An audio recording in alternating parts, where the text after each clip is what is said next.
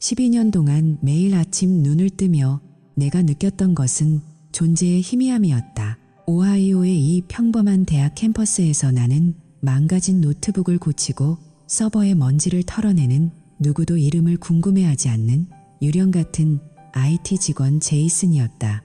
교수들은 나를 사람으로 보지 않았다. 그저 기계의 결함을 해결해주는 소모품 정도로 여겼다. 하지만 그들이 간과한 사실이 하나 있다. 유령은 어디에나 존재하며 모든 것을 지켜보고 있다는 사실이다. 90%의 사람들이 자신의 디지털 보안이 철저하다고 믿지만 사실 그들의 가장 은밀한 치부는 내가 관리하는 서버 어딘가에 선명한 발자국을 남기고 있다.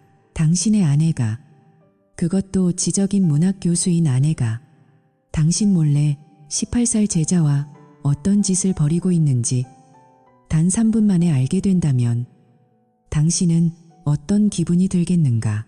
사건은 아주 사소한 순간에 시작되었다. 좁고 퀴퀴한 냄새가 나는 나의 IT 사무실 문을 열고 들어온 것은 학생 리암이었다. 평소라면 인사조차 나누지 않았을 그가 오늘따라 유독 심하게 땀을 흘리며 내 책상 위에 검은색 USB 드라이브 하나를 내려놓았다.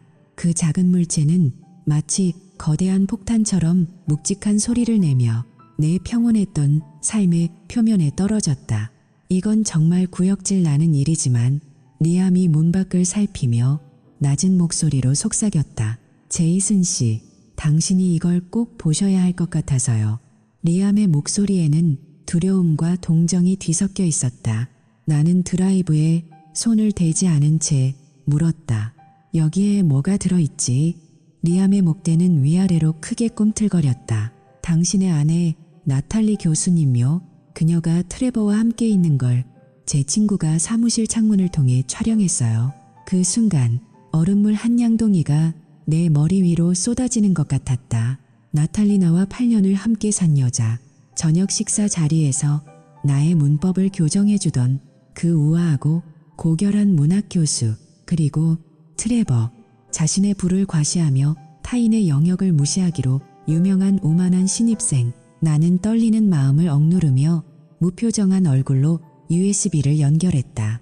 모니터 위로 영상 파일이 실행되었다. 화면 속에서 내 아내는 자신의 사무실 책상 위에 몸을 굽히고 있었고 18살 소년이 그 뒤에 서 있었다. 영상 하단의 타임스탬프는 지난 목요일 밤을 가리키고 있었다. 나탈리가 내게 과제를 채점하느라 늦을 것이라고 말했던 바로 그 목요일이었다. 미안해요, 제이슨. 당신이 알아야 한다고 생각했어요. 리암이 나직이 말했지만 나는 눈 하나 깜빡하지 않고 3분짜리 전체 영상을 끝까지 지켜보았다. 내 마음속에서는 이미 차갑고 정교한 계산이 시작되고 있었다.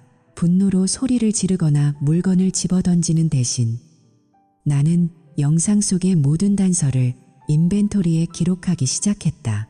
책상 위에 놓인 나탈리의 사무실 열쇠, 굳게 잠긴 문, 공식적인 업무 시간이 끝난 뒤라는 것을 증명하는 시간 기록, 그리고 이 영상이 트레버의 휴대폰에서 생성된 첫 번째 파일이 아니라는 것을 보여주는 메타데이터까지. 정보는 권력이고 인내는 모든 것을 승리로 이끄는 열쇠라는 것을 나는 12년의 IT 경력을 통해 뼈저리게 배웠다. 고맙군이 정보는 유용하게 쓰겠어. 나의 담담한 반응에 리암은 오히려 당황한 기색이었다. 이제 어떻게 하실 건가요? 나는 슬쩍 미소를 지으며 거짓말을 했다. 별일 없을 거야. 그냥 생각할 시간이 좀 필요할 뿐이야. 리암이 떠난 뒤 나는 모니터의 푸른 빛에 갇힌 채 계획을 세우기 시작했다. 보통의 남자들이라면 울부짖거나 주먹을 휘둘렀겠지만 나는 다른 길을 선택했다. 나는 대학의 네트워크 관리 패널을 열었다. 12년 동안 나는 보이지 않는 곳에서 그들의 문제를 해결해주는 투명 인간이었지만 이제부터는 그들이 상상조차 할 수 없는 가장 끔찍한 악몽이 될 차례였다. 나는 떨리는 손을 멈추고 마우스를 움직여 나탈리의 지난 기록들을 하나씩 복구하기 시작했다. 그리고 그 속에서 발견한 것은 단순한 외도보다 훨씬 더 깊고 어두운 시스템의 부패였다. 나탈리는 자신이 남긴 디지털 발자국이 얼마나 깊은 수렁인지 전혀 알지 못했다. 이제 그녀는 자신이 그토록 무시했던 유령이 어떻게 칼을 휘두르는지 목격하게 될 것이다. 그 시작은 그녀가 지우고 싶어 했던 단 한 줄의 이메일이었다. 나탈리가 곁에서 곤히 잠든 깊은 밤. 나는 침실 문을 조용히 닫고 거실 구석에 마련된 나만의 작은 요새로 향했다. 리암이 두고 간 그 검은색 USB 드라이브는 이제 내 손안에서 단순한 저장 장치가 아닌 아내의 가식적인 평온을 조각낼 날카로운 메스였다. 모니터에서 뿜어져 나오는 푸른 빛이 내 무표정한 얼굴을 차갑게 비추었다. 나는 대학의 네트워크 관리자 패널에 접속했다. 지난 12년 동안 누구도 눈여겨보지 않았던 나의 권한은 이제 사냥을 위한 완벽한 무기가 되어 있었다. 가장 먼저 착수한 작업은 나탈리의 이메일 계정 복구였다. 그녀는 흔적을 지웠다고 믿었겠지만 서버의 백업 데이터는 거짓말을 하지 않는다. 나는 지난 2개월간의 로그를 샅샅이 뒤져 트레버와 주고받은 메시지들을 하나둘씩 되살려냈다. 수업 끝나고 보고 싶어요. 밤 9시 이후 314호실은 항상 비어 있어. 당신은 정말 대단해. 삭제되었던 대화들이 화면을 가득 채울 때마다 가슴 한구석이 서늘해졌지만 내 손가락은 멈추지 않았다. 그것은 단순한 연애 편지가 아니라 추잡한 거래의 기록이었다. 나탈리는 문학 교수라는 자신의 지위를 이용해 트레버에게 성적이라는 미끼를 던지고 있었다. 이번 과제 점수는 걱정하지 마. 내가 말한 대로만 한다면 너는 최고 점수를 받게 될 거야. 이런 노골적인 메시지들이 복구될 때마다 나는 그녀가 쌓아온 지성인이라는 가면이 얼마나 얇고 역겨운 것인지 실감했다. 충격은 거기서 끝나지 않았다. 공동예금 계좌와 연결된 신용카드 명세서를 확인하자 분노는 차가운 확신으로 변했다.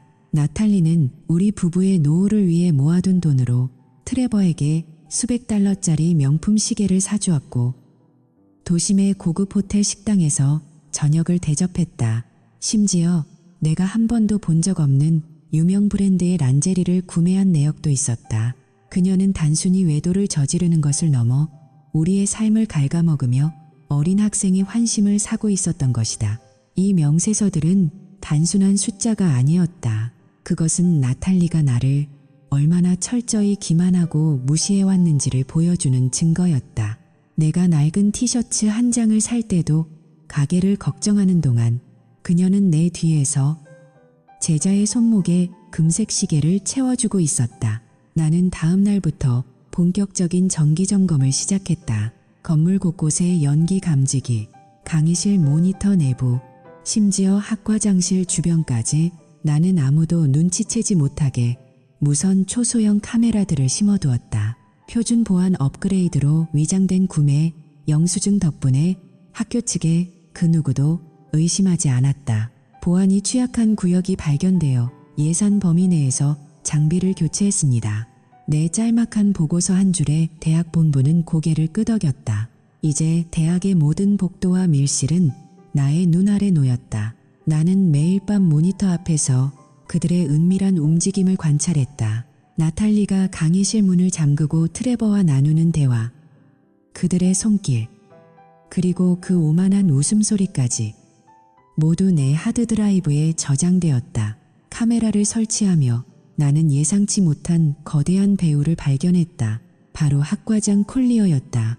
나탈리와 콜리어가 복도 끝에서 은밀하게 봉투를 주고받는 장면이 렌즈에 포착되었다. 처음에는 단순히 업무적인 협력인 줄 알았으나 그들의 대화는 훨씬 더 깊은 유착을 암시하고 있었다. 나는 곧장 콜리어의 관리자 로그를 추적했다. 그리고 거기서 결정적인 증거를 찾아냈다.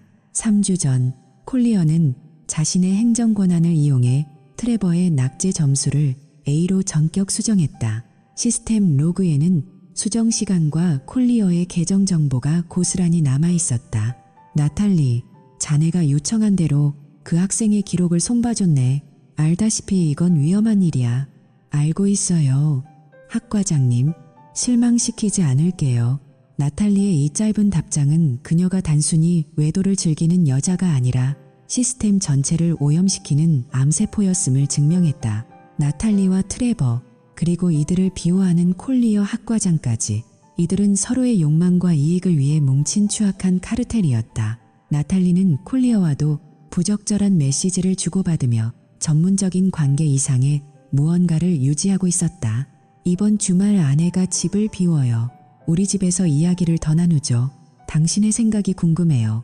사적으로요. 이 메시지들을 보며 나는 이 학교가 지식의 상아탑이 아니라 부패의 소굴이라는 사실을 깨달았다. 콜리어는 학과 운영비를 유용해 자신의 사치스러운 생활을 즐기고 있었고, 나탈리는 그 비밀을 공유하며 자신의 권력을 유지하고 있었다. 나는 이 모든 데이터와 영상, 금융기록을 암호화된 드라이브에 차곡차곡 정리했다. 그들은 나를 그저 기계나 고치는 하찮은 존재, 목소리도 없고 존재감도 없는 IT 가이로 여겼겠지만, 이제 나는 그들의 모든 비밀을 손에 쥐고 목줄을 조일 준비를 마쳤다. 디지털 세계에서 그들이 남긴 발자국은 지워지지 않는 낙인이 되어 그들을 파멸로 인도할 것이다. 여러분, 혹시 여러분의 배우자가 밤마다 휴대전화를 붙들고 웃고 있나요? 아니면 갑자기 업무가 많아졌다며 늦게 귀가하나요? 디지털 세상에 비밀은 없습니다. 모든 삭제된 메시지는 어딘가에 숨어 있고, 모든 접속 기록은 누군가에 의해 기록되고 있죠. 저는 12년 동안 그 기록들을 관리해온 전문가입니다. 창밖으로 서서히 동이 터오고 있었고, 나는 거울 속에 비친 사냥꾼의 눈을 보며 낮게 읊조렸다. 정의는 공평하게 찾아올 거야. 이제 무대 장치는 모두 준비되었다. 이제부터는 이 견고해 보이는 성벽에 균열을 낼 작은 소문 하나를 던질 차례였다. 나탈리가 아침 식사 자리에서 나에게 건네는 잘 다녀와라는 가식적인 인사조차 이제는 즐겁게 느껴졌다. 그녀가 오늘 밤 교직원 회의가 있다고 거짓말을 할 때 나는 속으로 미소 지었다. 그 회의실에 내가 설치한 카메라가 그녀의 파멸을 실시간으로 중계할 준비를 마쳤다는 사실을 그녀는 꿈에도 모를 테니까. 조용한 캠퍼스에 폭풍이 불어닥치기 직전의 고요함이 감돌고 있었다. 이 영상이 마음에 드셨다면 구독과 좋아요를 눌러주세요. 다음 편에서는 이들이 어떻게 서로의 목에 칼을 겨누게 되는지, 그 소름 돋는 과정이 공개됩니다. 여러분이라면 이런 상황에서 어떻게 하시겠습니까? 댓글로 의견을 남겨주세요. 복수는 이제 시작일 뿐입니다. 나탈리가 아침 식사 자리에서 내게 건넨 가식적인 작별 키스의 감촉이 채 가시기도 전 나는 이미 학교 전산실의 차가운 모니터 앞에 앉아 있었다. 겉으로 보기에 나는 평소와 다름없는 묵묵히 마우스를 딸깍거리는 무색무취의 IT 직원이었지만 내 안에서는 이미 거대한 폭풍이 휘몰아치고 있었다. 어제 확인한 그 추잡한 영상은 시작에 불과했다. 나는 이제 이들의 숨통을 조일 본격적인 사냥을 시작하기로 했다. 가장 먼저 내가 한 일은 정체를 알 수 없는 익명 계정을 생성하는 것이었다. 나는 대학 커뮤니티 게시판과 익명 대화방에 아주 미묘하지만 치명적인 질문들을 던지기 시작했다. 나탈리 교수님 수업 듣는 사람, 이번 학기 성적 처리가 좀 이상하지 않아? 누구는 출석도 안 하는데 성적이 왜 저렇게 좋아? 학과장이랑 무슨 사이라도 되나? 소문은 마치 마른 벌판에 번지는 불길처럼 순식간에 퍼져나갔다. 학생들은 동요하기 시작했고 그동안 쌓여왔던 불만들이 댓글이라는 이름에 화살이 되어 나탈리를 향했다. 여론 조작이라고 부를 수도 있겠지만 나는 그저 그들이 외면하고 싶어 했던 불편한 진실을 수면 위로 끌어올렸을 뿐이다. 특히 성적에 민감한 취업 준비생들 사이에서 이 의혹은 걷잡을 수 없는 분노로 변했다. 우리는 밤새워 공부하는데 누구는 교수랑 붙어먹으면서 학점을 따낸다니 이게 말이 돼? 라는 식의 격앙된 반응들이 게시판을 도배했다. 동시에 나는 트레버의 SNS 계정을 철저히 분석했다. 이 오만한 녀석은 자신의 범죄를 자랑이라도 하듯 사치스러운 일상을 전시하고 있었다. 학생 신분으로는 도저히 감당할 수 없는 명품 시계, 도심의 고급 레스토랑에서의 체크인, 그리고 나탈리가 우리 부부의 공동 예금으로 사준 은밀한 선물들까지. 나는 이 모든 증거를 스크린샷으로 캡처하고 신용카드 결제 내역과 대조하여 완벽한 보고서를 만들었다. 특히 트레버가 친구들에게 보낸 메시지 중 교수 한 명만 잘 꼬시면 학점 걱정은 평생 없어. 선물은 더미고라는 대목은 결정적인 스모킹건이었다. 이 보고서는 익명으로 학내 신문사 편집장인 트리샤 윌리엄스에게 전달되었다. 진실을 원한다면 이 소년의 지갑이 어디서 채워지는지 조사해보세요. 단순한 연애가 아닙니다. 이건 상아탑의 붕괴입니다. 트리샤는 냄새를 맡은 사냥개처럼 즉각 움직이기 시작했다. 그녀는 내게 추가 자료를 요구하는 비밀 답장을 보냈고 나는 그녀가 보도할 수 있는 최소한의 가이드를 제공하며 판을 키웠다. 하지만 내가 준비한 가장 극적인 반전은 따로 있었다. 나는 시스템 관리자 권한을 이용해 캠퍼스의 보안 시스템에 접근했다. 나탈리와 트레버가 그녀의 사무실에서 은밀한 시간을 보내고 있다는 신호를 포착한 순간 나는 건물 전체를 비상유지보수 상태로 전환하여 강제 폐쇄했다.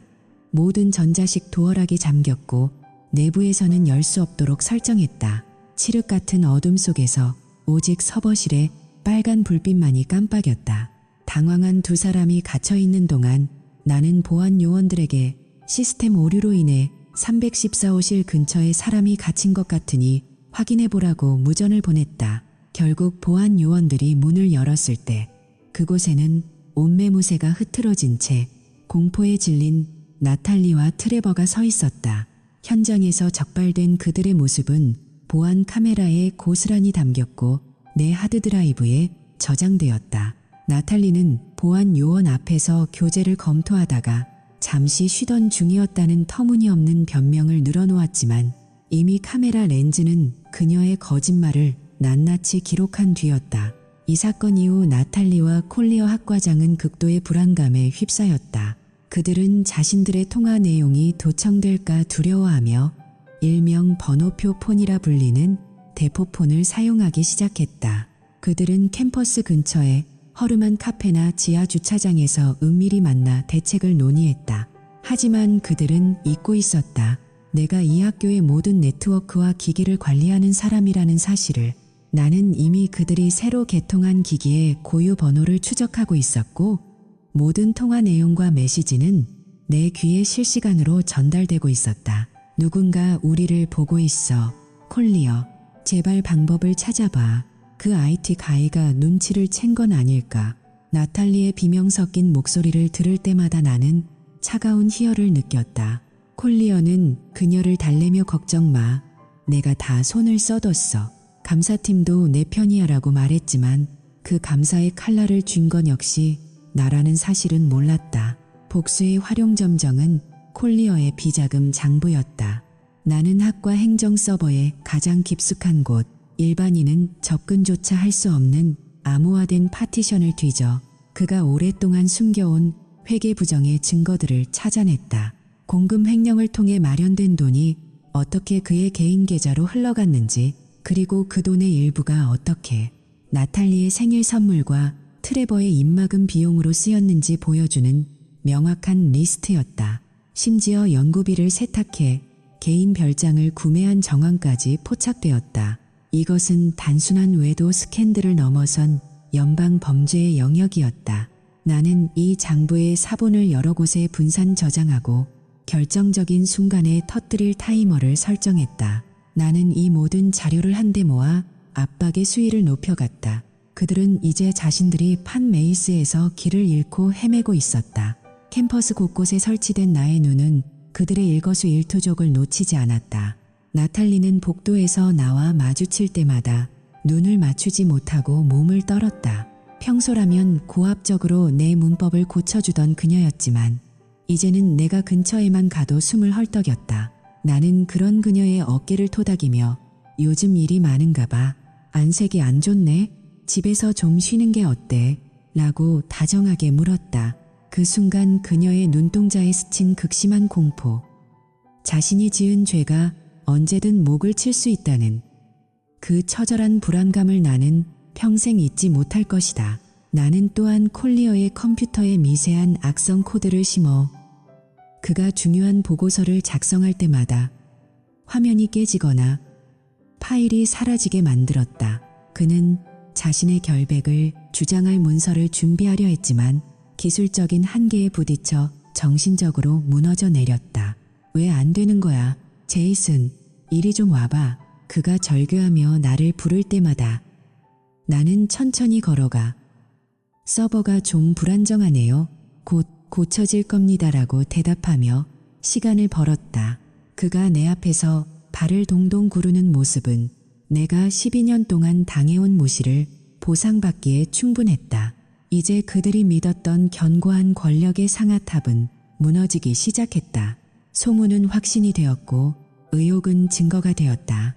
트리샤는 마침내 상아탑의 그림자, 성적과 돈으로 얽힌 은밀한 거래라는 제목의 특집 기사를 내보냈고 학교는 발칵 뒤집혔다. 총장실 앞에는 학생들의 시위가 이어졌고 나탈리의 강의는 전면 폐지되었다. 그들은 자신들이 똑똑하다고 믿었겠지만 디지털 세상에서 가장 무서운 적은 바로 보이지 않는 곳에서 시스템을 움직이는 자라는 사실을 깨닫게 될 것이다. 여러분, 시스템은 결코 잠들지 않습니다. 우리가 무심코 누른 확인 버튼 하나가 훗날 우리를 파멸시킬 족쇄가 될 수 있다는 사실을 잊지 마세요. 과연 이들이 이 압박을 견디고 어디까지 추락하게 될지 궁금하지 않으신가요? 그들은 이제 서로를 의심하기 시작했습니다. 콜리어는 나탈리가 정보를 흘렸다고 생각하고 나탈리는 트레버가 자신을 배신했다고 믿고 있죠. 다음 편에서는 마침내 FBI가 캠퍼스에 들이닥쳐 이들의 추악한 카르텔을 해체하고 제 아내였던 나탈리가 수갑을 찬 채 연행되는 그 역사적인 순간을 보여드리겠습니다. 그녀가 마지막 순간에 저를 바라보며 어떤 표정을 지었는지, 그리고 제가 그녀의 귀에 대고 속삭인 마지막 말은 무엇이었는지. 복수는 이제 멈출 수 없는 궤도에 올랐습니다. 여러분의 생각은 어떠신가요? 만약 여러분이 저였다면 이보다 더 잔인한 결말을 준비하셨을까요? 댓글로 이 치밀한 심리전의 결말을 함께 논의해보세요. 여러분의 응원이 이 정의로운 복수극을 완성하는 마지막 조각입니다. 구독과 좋아요, 알림 설정까지 잊지 마세요. 그럼 다음 편에서 뵙겠습니다. 끝까지 지켜봐 주십시오. 이제 진짜 몰락이 시작됩니다. 이 모든 치밀한 심리전의 결과는 내가 예상했던 것보다 훨씬 더 파괴적이고 잔혹했다. 보이지 않는 곳에서 던진 작은 돌멩이들이 거대한 산사태가 되어 그들을 덮치기 시작한 것이다. 이제 사건은 단순히 학내 스캔들을 넘어 지역 뉴스의 헤드라인을 장식했고 급기야 FBI가 캠퍼스에 들이닥쳐 대대적인 압수수색을 벌이는 지경에 이르렀다. 복수의 화살은 이제 내 손을 떠나 스스로 표적을 향해 날아가고 있었다. 상황이 급박하게 돌아가자 트레버의 아버지인 리처드 하트웰이 움직이기 시작했다. 그는 막대한 재력과 정계 인맥을 동원해 대형 로펌의 변호사들을 군단처럼 이끌고 나타났다. 그들의 전략은 비열하리만치 명확했다. 트레버를 권위적인 여성 교수에게 가스라이팅 당하고 유혹된 가련한 피해자로 포장하는 것이었다.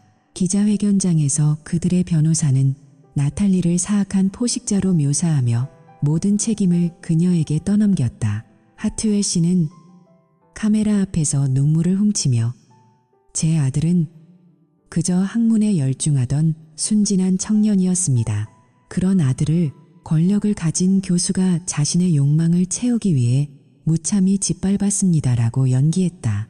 하지만 나는 이미 하트웰 가문의 이런 움직임을 예상하고 있었다. 나는 트레버가 친구들과의 단체 채팅방에서 나탈리를 정복해야 할 전리품이라 부르며 교수 한 명만 잘 다루면 학점은 물론이고 비싼 선물까지 알아서 기어 나온다고 낄낄거리며 자랑하는 음성 파일을 확보하고 있었다. 특히 그는 나탈리, 그 여자는 자기가 나를 조종한다고 생각하겠지만 사실 내 손바닥 아니야.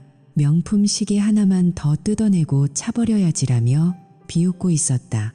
나는 이 파일을 수사관들과 언론사에 익명으로 동시에 배포했다. 하트웰 로펌이 구축한 순진한 피해자 시나리오는 단 몇 분 만에 산산조각이 났다. 여론은 다시 한번 요동쳤고 트레버는 비난의 중심에 섰다. 사람들은 이제 그를 피해자가 아닌 스승의 지위를 이용해 사리사욕을 채운 영악한 기회주의자로 보게 되었다. 이에 당황한 콜리어 학과장은 살아남기 위해 가장 먼저 나탈리의 등에 칼을 꽂았다. 그는 검찰과의 형량 거래를 시도하며 나탈리가 자신을 유혹해 성적 조작과 공급 유용을 강요했다고 주장했다. 이른바 꼬리 자르기였다. 나탈리 교수가 제 권위를 이용해 저를 협박했습니다. 그녀는 제 비서와도 부적절한 관계를 맺으려 했고 제가 들어주지 않자 학과 운영을 방해하겠다고 위협했습니다. 저는 그저 그녀의 술수에 휘말린 것뿐입니다. 콜리어의 비겁한 변명은 나탈리를 폭주하게 만들었다.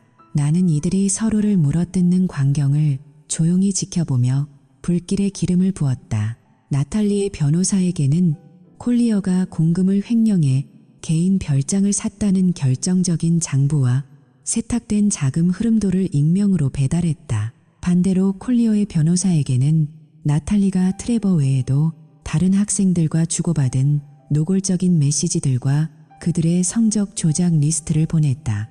이제 두 사람은 법정에서 서로의 치부를 낱낱이 공개하며 진흙탕 싸움을 벌이기 시작했다. 나탈리는 법정 증언대에서 콜리어의 성희롱과 강압적인 지시를 폭로하며 울부짖었다. 콜리어 학과장은 제 직업적 생명을 담보로 저를 유혹했습니다. 그는 트레버의 성적을 고치라고 명령했고 거부하면 저를 해고하겠다고 위협했습니다. 이에 콜리어는 나탈리의 금전적 갈취와 탐욕을 증언하며 맞섰다. 그녀는 학교 공금을 마치 자신의 개인 지갑처럼 썼습니다. 트레버에게 사준 그 시계와 호텔 숙박비는 모두 학생들의 등록금에서 나온 겁니다. 8년 동안 나를 속여온 그 우아한 아내와 권위적이었던 학과장이 법정에서 서로에게 저주를 퍼붓는 모습은 그야말로 목불인견의 극치였다. FBI의 수사 결과는 더욱 참혹했다. 이들은 지난 수년간 수십 명의 학생 성적을 조직적으로 조작했으며 수억 원에 달하는 대학 연구비를 유령 회사를 통해 세탁해 사적으로 유용했다는 사실이 밝혀졌다. 학내 보안 책임자였던 로버트 로치 역시 정기적으로 뇌물을 받고 이들의 범죄를 묵인했으며 심지어 문제를 제기하려던 다른 교직원들을 협박해온 혐의로 체포되었다. 대학은 그야말로 아수라장이 되었다.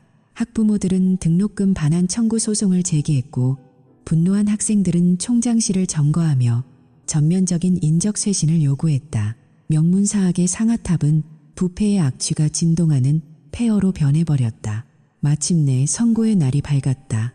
법정은 취재진과 분노한 학생들 그리고 배신감에 휩싸인 학부모들로 가득 찼다. 나는 검은 정장을 입고 배신당한 비혼의 남편 역할을 완벽하게 수행하며 방청석 맨 앞자리에 앉았다. 손에는 손수건을 쥐고 가끔 눈가를 훔치며 무너져 내리는 남자의 전형을 보여주었다. 재판장은 준엄한 목소리로 판결문을 낭독했다. 피고인들은 지식의 전당인 대학에서 부여된 신성한 권력을 남용해 학생들을 유혹하고 공공의 자산을 사취했다. 이는 교육의 근간을 흔들고 사회적 신뢰를 파괴한 중죄다. 재판장은 콜리어에게 징역 18년, 나탈리에게 징역 12년이라는 중형을 선고했다. 선고가 내려지는 순간 나탈리는 비명을 지르며 바닥에 쓰러졌고 콜리어는 넋이 나간 표정으로 허공을 응시했다. 수갑을 차고 끌려가는 나탈리와 눈이 마주쳤을 때 나는 그녀에게 슬픔이 가득한 하지만 의미심장한 미소를 살짝 지어 보였다. 재판이 끝난 후 법원 앞은 취재 열기로 뜨거웠다. 수많은 마이크와 카메라가 나를 향해 쏟아졌다. 나는 눈시울을 붉히며 떨리는 목소리로 인터뷰에 응했다. 아내의 배신은 제 영혼을 조각냈습니다. 하지만 개인적인 아픔보다 더 큰 것은 우리 아이들이 믿고 따라야 할 교육 현장이 이렇게 오염되었다는 사실입니다. 정의가 실현되어 다행이지만 마음이 너무나 무겁습니다.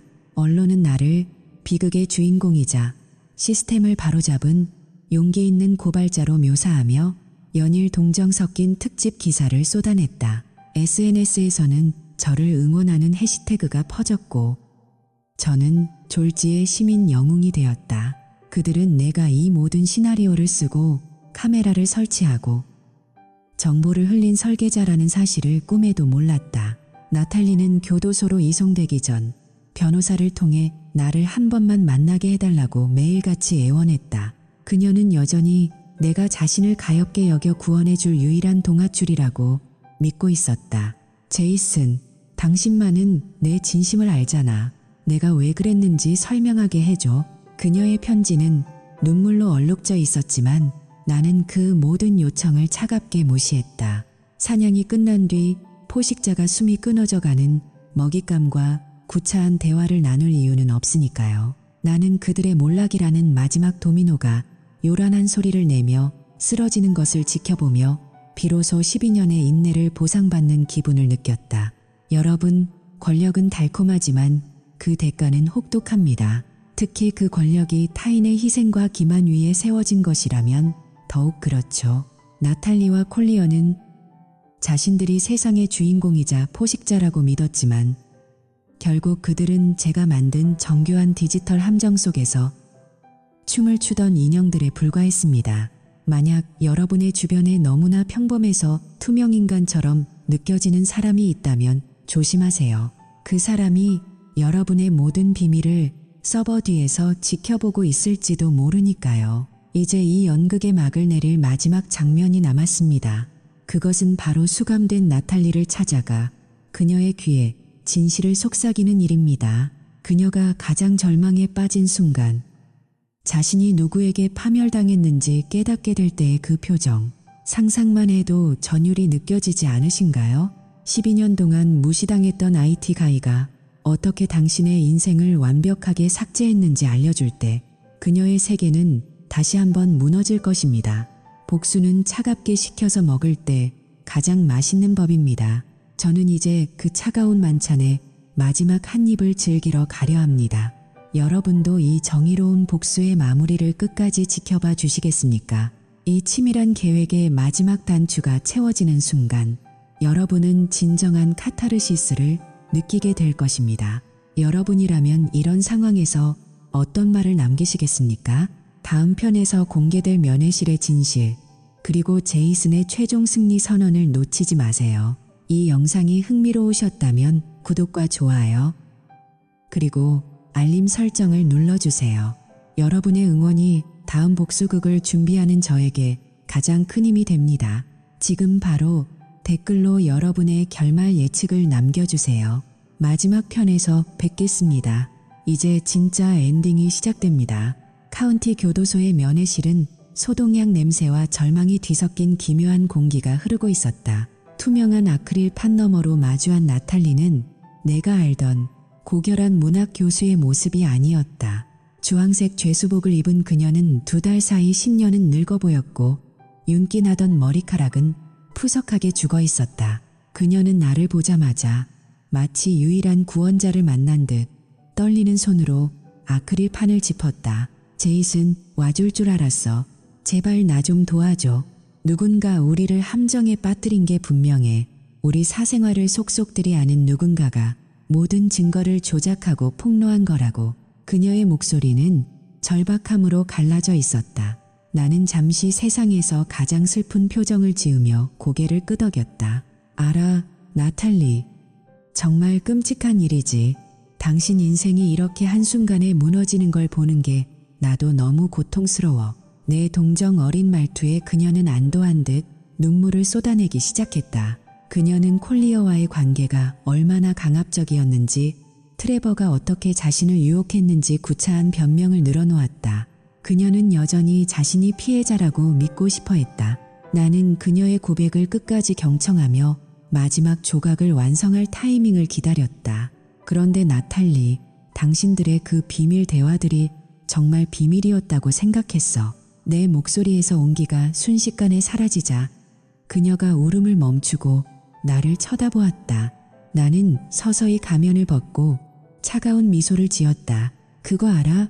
12년 동안 투명인간으로 산다는 건 꽤 유용한 일이야. 아무도 내 이름을 궁금해하지 않았고 아무도 내가 서버실에서 무엇을 보는지 신경 쓰지 않았지. 당신이 트레버와 사무실 책상 위에서 즐거워할 때 그 각도를 가장 잘 잡아낸 카메라가 누구 작품이었을 것 같아. 나탈리의 눈동자가 공포로 거대하게 떨리기 시작했다. 설마 당신이? 나는 나직하게 웃었다. 맞아, 모든 이메일 복구, 비자금 장부 추적, 익명 제보. 그리고 당신들이 갇혔던 그날의 시스템 폐쇄까지 전부 내가 설계한 무대였어. 당신이 내 문법을 교정하며 비웃을 때 나는 당신의 인생 전체를 삭제할 코드를 짜고 있었지. 그녀는 경악하며 비명을 질렀다. 괴물, 당신은 미친 괴물이야. 어떻게 남편이라는 사람이 이럴 수 있어? 나는 아크릴판의 얼굴을 가까이 대고 차갑게 대꾸했다. 괴물은 당신들이었지. 제자를 먹잇감으로 삼고 공금을 훔치고 나를 벌레처럼 무시했던 당신들. 나는 그저 당신들이 저지른 추악한 진실 앞에 거울을 비췄을 뿐이야. 당신이 파멸한 건 내 계획 때문이 아니라 당신 자신이 쌓아온 죄악 때문이지. 내가 한 일은 그저 스포트라이트를 비춘 것뿐이야. 나탈리는 정신을 잃은 듯 흐느꼈지만 나는 멈추지 않았다. 걱정하지 마. 우린 여전히 부부잖아. 당신의 12년 형기가 끝날 때까지 우리 결혼 기념일마다 꼭 면회를 올게. 당신이 감옥 안에서 어떻게 책임을 지고 있는지, 당신이 망가뜨린 학생들의 삶이 어떻게 회복되고 있는지 생생하게 들려주러 말이야.